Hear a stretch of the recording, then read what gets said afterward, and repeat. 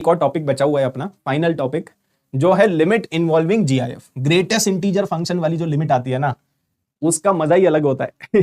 ठीक है, मतलब मजा भी है और थोड़ा सा समझ में नहीं आता, कुछ लोगों को नहीं समझ में आता है, बट ये बहुत सिंपल होता है। अभी तक आपने जितना भी पढ़ा ना, उन सबसे सिंपल है ये, मतलब सिंपलर है। ठीक है, तो ये इजी होता है, एक बार समझना पड़ेगा। एक बार समझ में आ गया ना, उसके बाद आपको जो ग्रेटेस्ट इंटीजर में लिमिट वाले सवाल होते हैं वो एक्चुअली ज्यादा इंटरेस्टिंग लगेंगे, क्योंकि ये सिंपल है।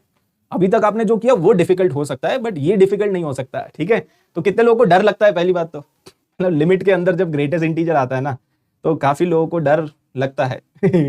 लेकिन मेरे ख्याल से अब नहीं लगेगा। कोशिश करेंगे कि भाई आपको डर ना लगे। तो ग्रेटेस्ट इंटीजर में कुछ नहीं होता यार, जो भी वैल्यू है वो पुट कर दो।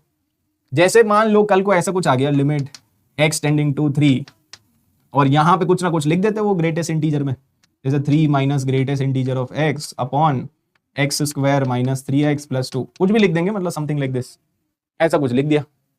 ठीक है, तो अब ये कैसे करोगे? तो कुछ नहीं, एक बार बेसिकली आपको एलएचएल आरएचएल का कॉन्सेप्ट आपको पता है, लेफ्ट हैंड लिमिट और राइट हैंड लिमिट।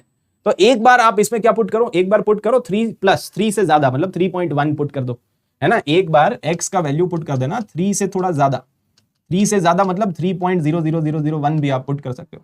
ठीक है, और एक बार आप x का वैल्यू पुट कर देना 3 से थोड़ा कम, 3 से थोड़ा कम जब आप पुट करोगे तो 2.99999 ये।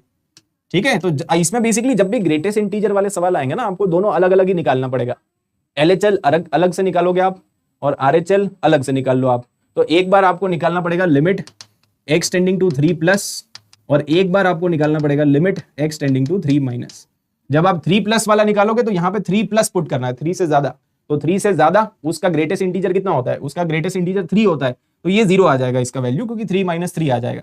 और जब 3 माइनस की बात करेंगे, इसमें 3 माइनस मतलब 2.99 पुट करो, तो 2.99 का ग्रेटेस्ट इंटीजर 2 होता है ना। तो 3 माइनस 2 1 आ जाएगा, और नीचे बेसिकली आपका सेम टू सेम। समझ गए? मतलब ग्रेटेस्ट इंटीजर का वैल्यू पुट करना होता है। एक बार मैं 2 पुट करूंगा, एक बार मैं 3 पुट करूंगा, है ना। एक बार इसका ग्रेटेस्ट इंटीजर 3 आएगा और इसका ग्रेटेस्ट इंटीजर 2 आएगा।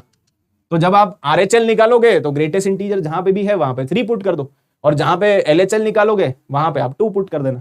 तो ग्रेटेस्ट इंटीजर का फिक्स वैल्यू होता है, वो आपको सब्स्टिट्यूट करना होता है।